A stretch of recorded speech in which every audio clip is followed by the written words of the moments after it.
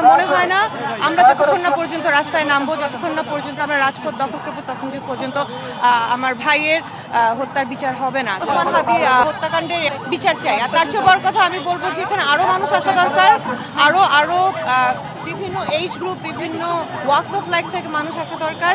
শুধুমাত্র আমরা যারা আসছি, যারা বারবার আসছি, এটা না হয়। আমি চাই যে জুলাইয়ে যেরকম আমরা একটা বিশাল জনসমুদ্র শাহবাগে অবস্থান করেছিল, এরকম আসা দরকার। আমার মনে হয় না আমরা যতক্ষণ না পর্যন্ত রাস্তায় নামবো, যতক্ষণ না পর্যন্ত আমরা রাজপথ দখল করবো, তখন যে পর্যন্ত আমার ভাইয়ের হত্যার বিচার হবে না। কারণ অনেক দেরি হয়ে গেছে, আমরা ধৈর্যের পরীক্ষা দিচ্ছি আমরা। I don't think the state should test us. মানে আমরা আপনারা দেখেছেন যে সোশ্যাল মিডিয়াতে, আমি বলবো যে সোশ্যাল মিডিয়াতে আমি দেখি যে অনেকে দুঃখ প্রকাশ করে। যারা বাসায় বসে দুঃখ প্রকাশ করছেন, প্লিজ তারা আসেন, ইনকিলাব মঞ্চর সাথে আসেন, আমাদের সাথে আসেন, আমরা সবাই মিলে বিচারের দাবি করি।